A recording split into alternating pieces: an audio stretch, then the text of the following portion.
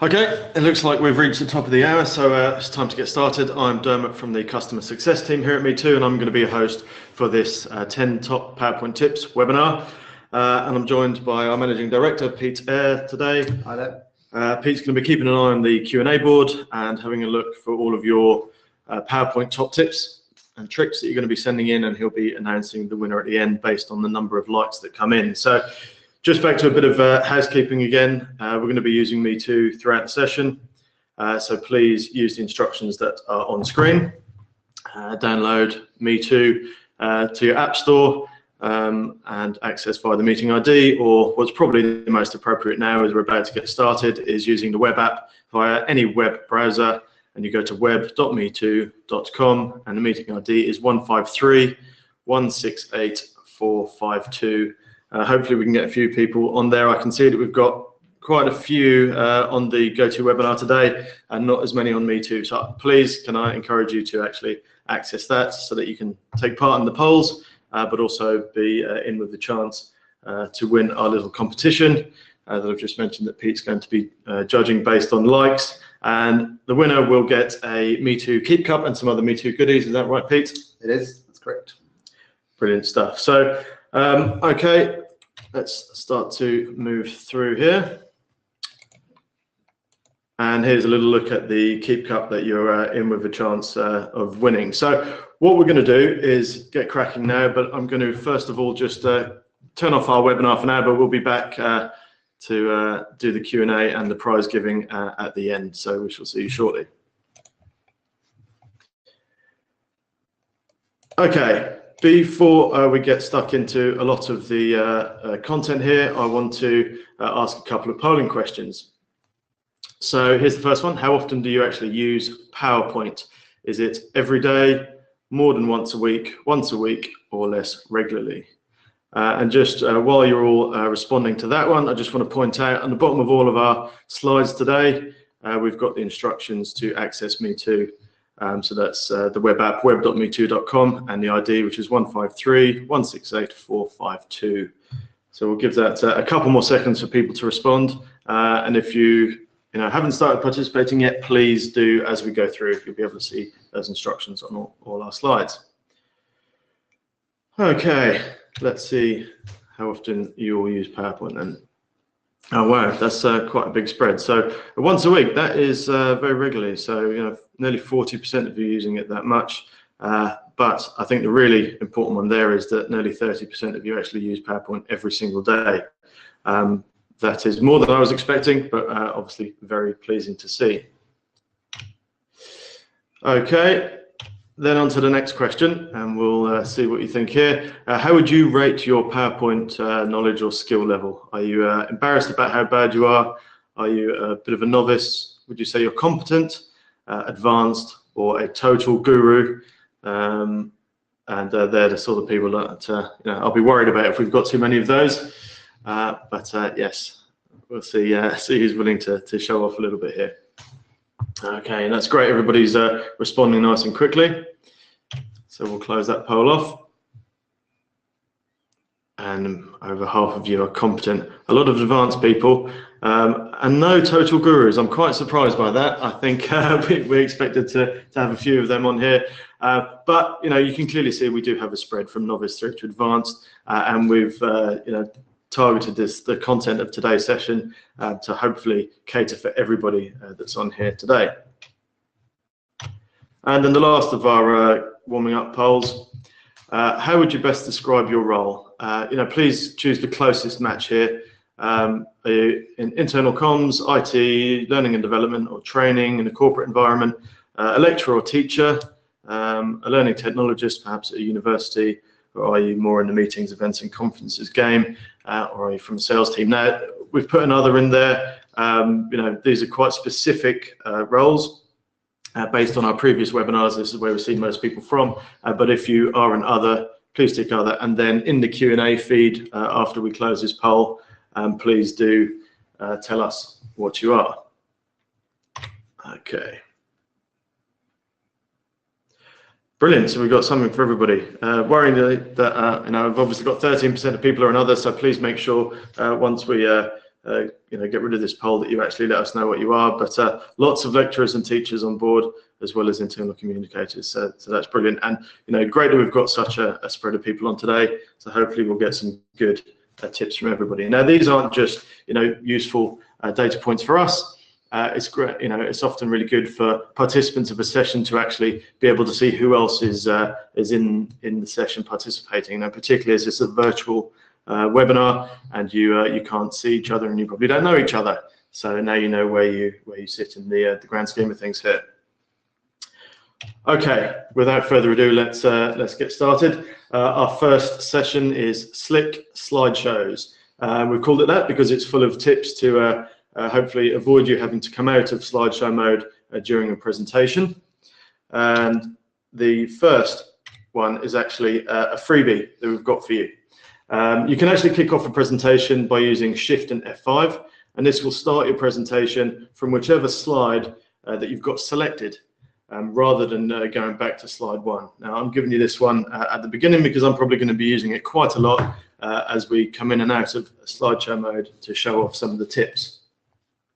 Then my first tip is going to actually help you keep your options open as you go through your presentation, so they don't actually have to be linear and you can adapt as you go. You might need to go back to a slide or even pull in a slide that's been in reserve if you need it for further explanation. So you can actually jump slides simply by typing in the number and then pressing enter. So if you want to jump to slide 15, you just press 1 and 5 and then press enter. Okay, so we've got that there. Now, what we do here at Me Too is we'll often have on a bit of paper or somewhere else a reference of all of our slide numbers so that we can get ourselves out of trouble if we need. It's also really useful so that you as a presenter can actually jump back or forward to any potential ad hoc polls that you might have waiting at the end of your slide deck, so you can get to the content that you really want when you want it. Tip number 2 is to hide slides, and these will be skipped over when you're in your live presentation mode. This is probably a really well-known one. However, the reason I've put it in there is because it's actually linked to our tip number 1, because you can use your slide jump technique to jump onto any of your hidden slides, when you want to show them. So you can just see in our screen grab there how you would hide a slide if you want to, and then just remember slide number and then enter to actually jump to it straight away. Then if you've, during your presentation, you've got a moment where you actually want to break that spell of death by PowerPoint, you can take the focus off your screen for a minute. So if you're showing a slide that maybe has lots of detail or, lots of words, and you don't want people reading through it while you want to explain something, there are a couple of shortcuts here that I'll show you to help take that focus off the screen. So if you're in a dark room, potentially, if you hit B, your screen will go completely black, and you can carry on talking, and then you just press the B button again and you'll go back to what's on your slide. If you're in a well-lit room, you can use W, and that actually goes to a white screen, and as I say, you just press that button again and it will go back to your slides. So that's using the black and white shortcuts to actually take some focus off your main screen. Okay, on to section 2. Now, at the end of the day, whatever your content, people are likely to be judging you if you've got a badly formatted presentation. And there are a few really simple ways that you can use to make sure that your presentation really looks the part without actually spending hours on your formatting. And also, rather than wasting potentially a graphic designer's time and your money, of course, there's really quite a lot of image manipulation tools that you can use in the more recent versions of PowerPoint. It certainly means that I haven't had to use Photoshop quite as much as I used to for a while. But probably the one that I use the most is cropping. So let's just come out of slideshow mode here. Now you'll see I've got a lovely image here. And what I want to do is use the cropping tool. So I'm going to click on my Format tab. And then on the right-hand side here, we can see we've got our crop button. And when I select that, you can see now some handles appear at the edge of my image in the corners, on the sides and the top and the bottom. And you can see there might be a part of this picture that I don't like and I actually want to get rid of, and it's potentially spoiling our photo slightly. So what we can do, we can grab a handle and we can remove the offending parts of our image and keep the bits that we really want. And you can see that this image is still sitting here in the background. So if I've overcropped, I can just undo that. And there we go, we've got that there. So I definitely advise checking out some of the other options in this format toolkit. You know, it can really help you get through a really good presentation. Okay, so now we'll see we're back into slideshow mode, and you can see we've got our nicely cropped picture there. So the next two are real time savers when you're doing some formatting in PowerPoint. We're going to look at the Format Painter and the eyedropper. So first of all, when we look to do the Format Painter, so not only is this going to copy the colors of other objects, but also any of the other formatting that we've got on there. So it might be shadows or outlines or anything like that. So I'm just going to come out of slideshow again and just show you just how simple it is to do it. So I've got some various bits of text on this slide, and if you think I've got some very small copy here that I want to make look exactly the same as this section on top, so I'm going to select this text box because this is with the formatting that I want to keep. I come up to the left hand side here in my Home tab. This is also available in the Format tab, but I click Format Painter and then I select, just click on the bit of text that I want to copy all that formatting to, and you'll see it's changed the font size, the font type, and also it's added my bullets in there as well. So that is really very easy. And then another one using the same technique I want to show you is with a picture or object. So if I just draw myself a box here, you can see I've got my default shape, which is in blue. And then what I'm going to do is I've got one that I made earlier that I want to copy this formatting from. So you'll see it's a different color. It's got a bit of an orange outline as well as the drop shadow. So I select that and I can click on here. And if you want to do multiple objects, you can actually double click that Format Painter button and then go and just keep clicking on any of the objects or pieces of text that you actually want to do.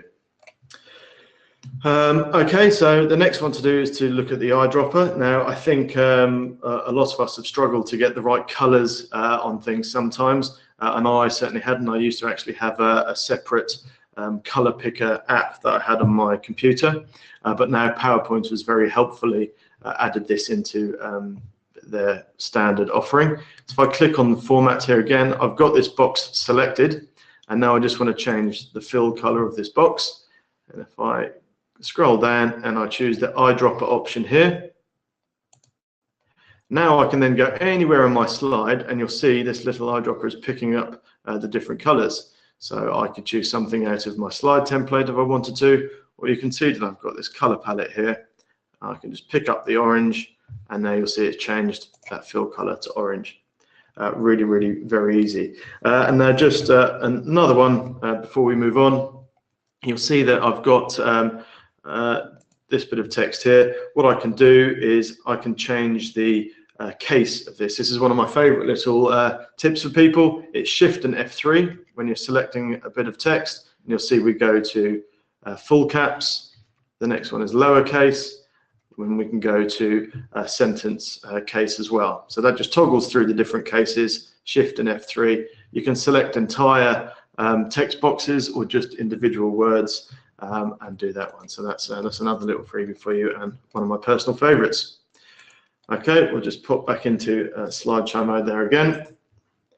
And so just a quick recap, we've got cropping, the Format Painter, and then the eyedropper tool as well. Okay, so the last tip in this section, and just to make a point, I've genuinely seen somebody in the past hold a ruler up to their screen when they're trying to line things up in PowerPoint. That really isn't a joke. And so when you've got lots of objects on a screen, so whether that's text boxes or pictures or objects, and you want to make sure that they're all nicely lined up, this is the way to do it. So I'll come out of slideshow mode again. And what you can see here is I've got various pieces of text that I actually want to line up all together. Now, some of you will be saying you might want to have them in the same text box, but I've decided to keep them all separately this time just to show off this particular tip. So we've selected all the objects that we want to line up. We click on our Format tab again, and you'll see we've got the Align tool. So I do my Align drop down here, and you can see there's lots of options available, but this one I actually want to line them all up in the center.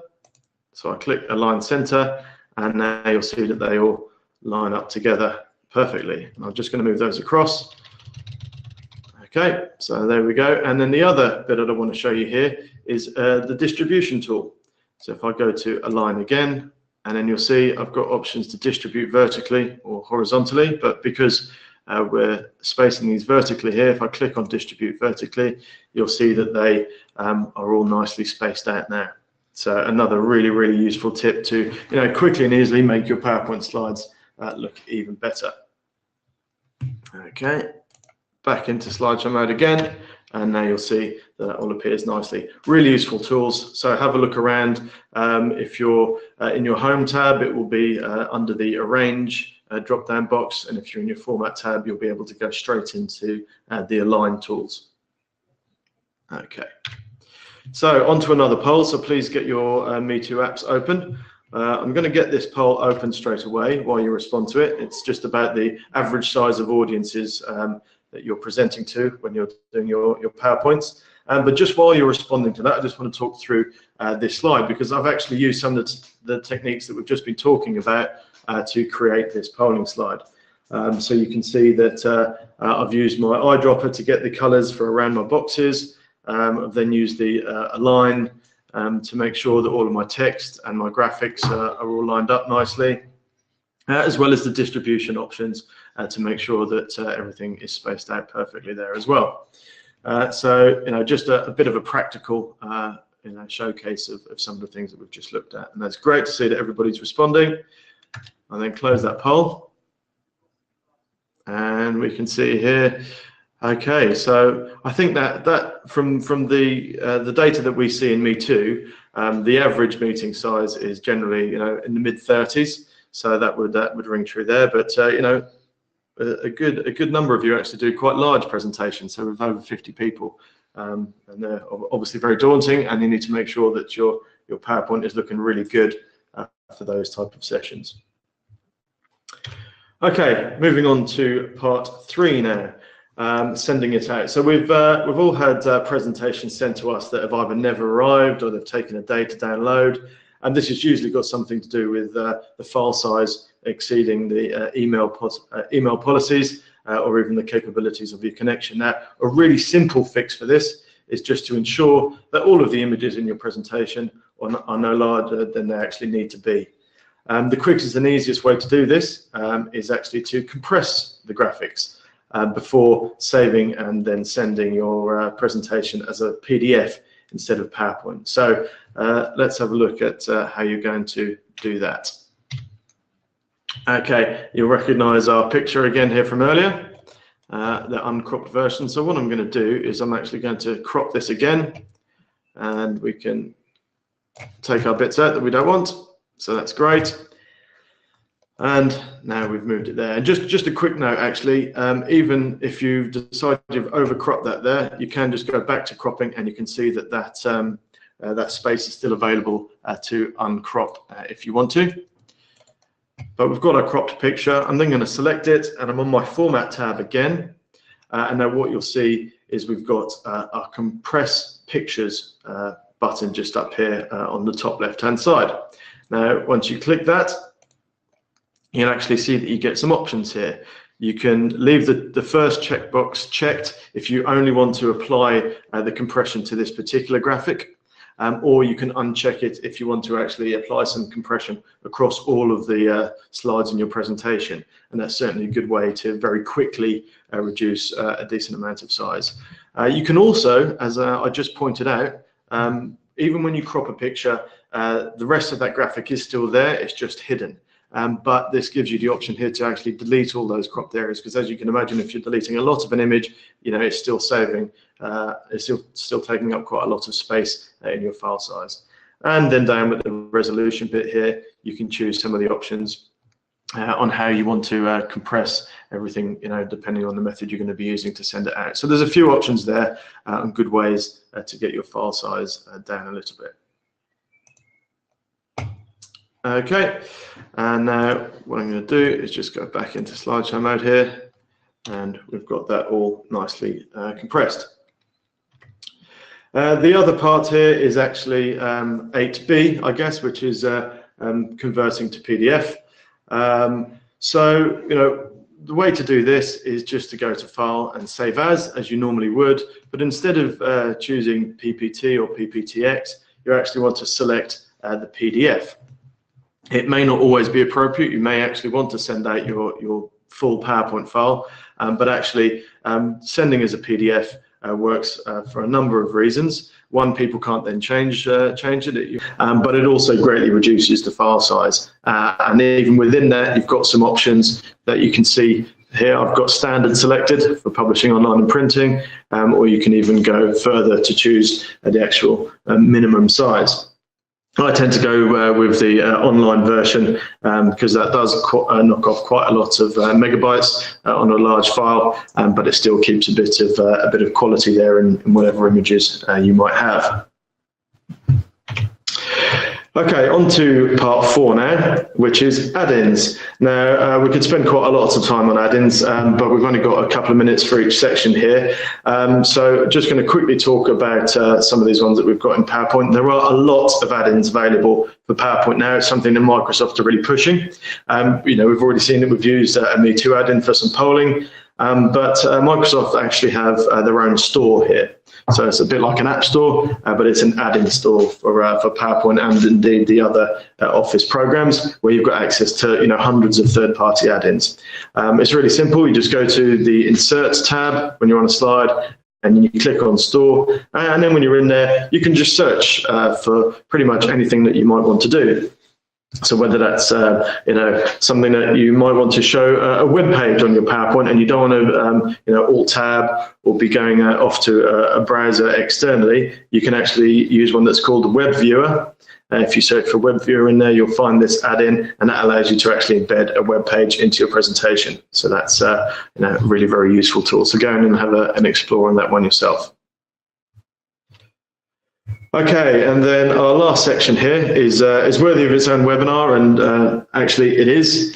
But simply put, this technique actually allows you to put hyperlinks into your PowerPoint content, and that gives you an option to either jump out to some potentially web content or web pages, or even other slides in your presentation. Either way, this is a really great technique for avoiding that death by PowerPoint. So how to do it? It's very simple. You've got your text or your object.